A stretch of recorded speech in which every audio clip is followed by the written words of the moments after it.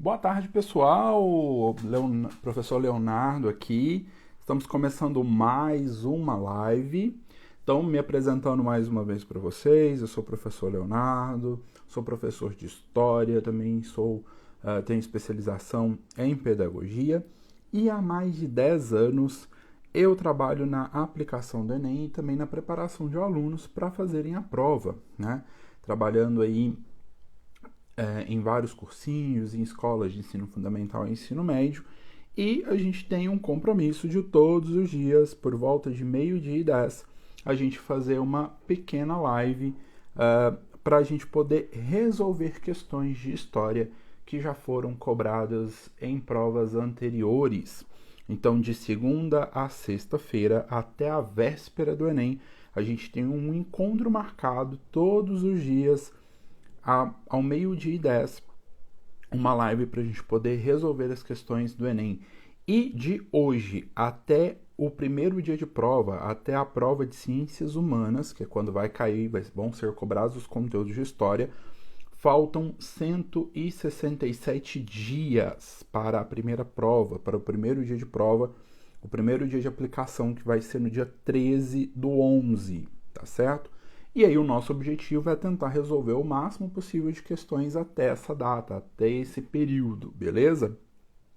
Então, sem mais delongas, nós vamos então resolver a primeira questão do dia de hoje, tá? É uma questão que caiu na prova de 2020 e é uma questão que vai falar um pouco sobre escravidão, tá? O tema de escravidão, ele costuma ser cobrado em todas as edições, então ter uma base a respeito desse tema é muito importante, tá?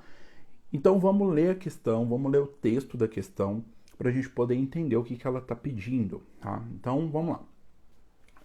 Porque todos confessamos, não se pode viver sem alguns escravos, que busquem a lenha e a água e façam cada dia o pão que se come e outros serviços que não são possíveis poderem se fazer pelos irmãos jesuítas.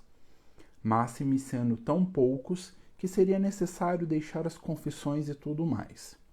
Parece-me que a Companhia de Jesus deve ter e adquirir escravos justamente por meios que as constituições permitem, quando puder, para nossos colégios e casas de meninos. Esse é um texto que foi extraído desse livro aqui, ó, tá? História da Companhia de Jesus no Brasil, um livro de 1938. Então, o texto, ele está dizendo que a Companhia de Jesus, ela vai ter escravos, ela vai adquirir escravos. Então, vamos ver o que a questão nos pede, né, após a leitura do texto. O texto explicita premissas da expansão ultramarina portuguesa ao buscar justificar a. Vamos ler as opções. A propagação do ideário cristão. B. A valorização do trabalho braçal. C. Adoção do cativeiro na colônia. D. Adesão ao ascetismo contemplativo. E E. Alfabetização dos indígenas nas missões. Então vamos tentar entender, né? O texto ele está dizendo sobre premissas da expansão ultramarina portuguesa. O que seriam premissas da expansão ultramarina? Premissas, pessoal, seriam as regras, seriam os objetivos, né, dessa expansão. E quando ele está falando de expansão ultramarina, ele está falando da expansão além mar, ele está falando da expansão para o Ocidente, para o novo mundo, né? Ou seja, ele está falando da expansão do território português nas Américas, mais precisamente aqui no Brasil, né? Então, ele está falando da colonização do Brasil através dos portugueses. E isso ele está, né? Essa expansão ele vai tentar, né? Quando ele coloca essas premissas, ele vai tentar justificar alguma coisa. E essa justificativa ela vai estar no texto. Então, vamos retornar aqui para a gente ver o que o texto está dizendo, né? Ele está dizendo o seguinte: porque todos confessamos, Não se pode viver sem alguns escravos. Olha aqui o que ele está dizendo. Que não se pode viver sem alguns escravos.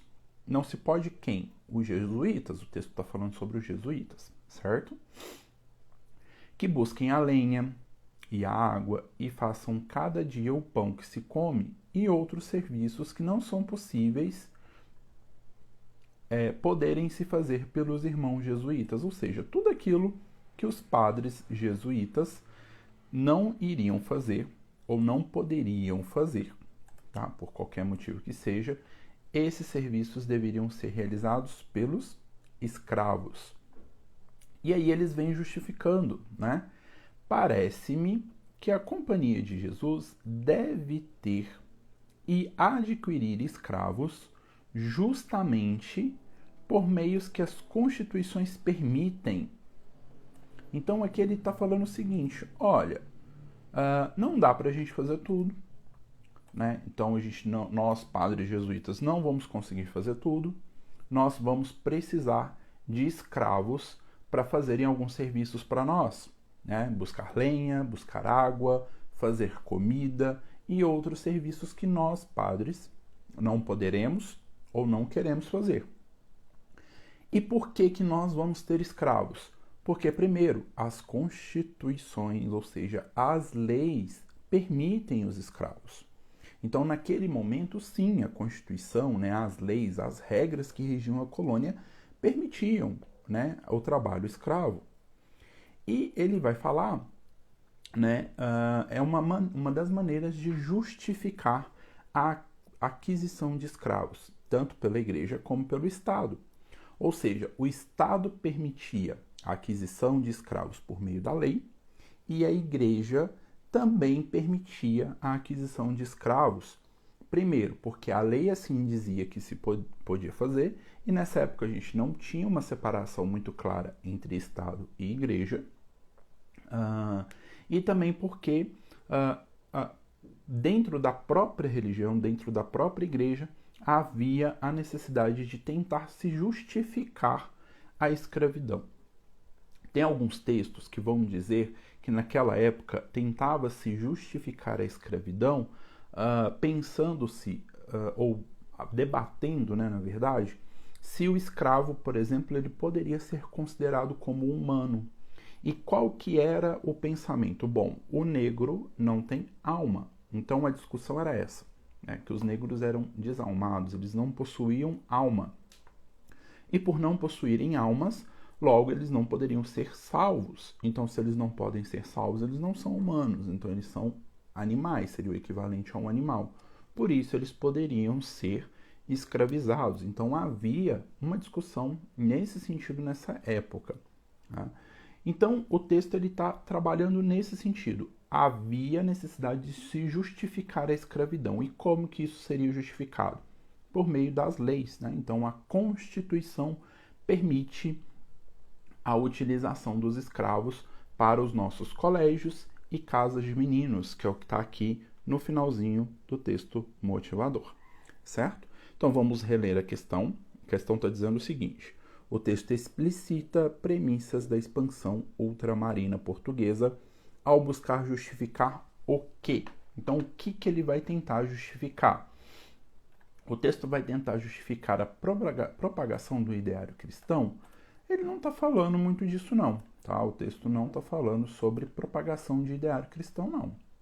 Ele está falando sobre a valorização do trabalho braçal? Também não. Por mais que ele fale de trabalho, ele não está valorizando o trabalho de ninguém, não. Ele está justificando a existência do trabalho escravo. Aqui ele vai falar o seguinte, né? A adoção do cativeiro na colônia. Opa, então aqui eles estão falando a respeito de escravidão. Então pode ser que esta seja uma das respostas da nossa questão. Depois ele vai falar sobre a adesão ao ascetismo contemplativo. Não, também não. Tá? É uma opção, né? Uma opção que não está adequada à pergunta do texto, tá certo? Então, não seria isso. Alfabetização dos indígenas das missões? Não, ele também não está falando nada sobre alfabetização, tá certo? Então, vamos tirar essa opção aqui. Então, sobrou apenas a opção C, adoção de cativeiro na colônia. Vamos conferir? Tá aí, ó. Tá? Então, o texto ele explicita premissas da expansão ultramarina portuguesa ao buscar justificar a adoção do cativeiro na colônia. Então, essa é a resposta correta, tá certo? Essa questão, pessoal, ela foi aplicada no Enem de 2020, é a questão 81 do caderno azul, tá certo? Então, a resposta certa, de acordo com a nossa análise e de acordo com o gabarito, é a questão C. Beleza, pessoal? Bom, vou encerrando a nossa live. Aproveita aí, né? Já curte, compartilha, segue meu perfil, tá certo? Dúvidas sobre esse assunto, sobre o assunto da questão, sobre o assunto de escravidão, eu vou abrir daqui a pouquinho uma caixinha de perguntas lá nos stories. Então, assim que eu terminar a live, eu já vou abrir a caixinha de perguntas. Você pode mandar suas perguntas por lá e eu vou responder na medida do possível, tá? Lembrando que a live fica salva no perfil, você pode ver e rever quantas vezes você quiser. Se tiver qualquer outro tipo de dúvida, qualquer outro tipo de pergunta, o direct está aberto também, pode mandar suas questões por lá, tá certo? Como eu falei, as lives são curtinhas, elas vão acontecer todos os dias de segunda a sexta, sempre 12:10, e a gente vai responder uma questão relacionada ao conteúdo de história. Vamos responder as questões de história que já foram cobradas em edições anteriores do Enem. Lembrando, pessoal, olha só, lembrando que eu falei lá no comecinho, faltam 167 dias para o Enem. Então, se você não começou a se preparar, comece a se preparar o quanto antes, e a minha forma de te ajudar é fazendo essas lives todos os dias, 12:10, com o conteúdo de história, beleza? Cara, indica o perfil para os seus amigos, indica o perfil para quem você sabe que está precisando estudar e vem comigo estudando todos os dias aqui, beleza? Vou ficando por aqui, pessoal, um abraço para vocês, tudo de bom e até amanhã, 12:10. Tchau, tchau.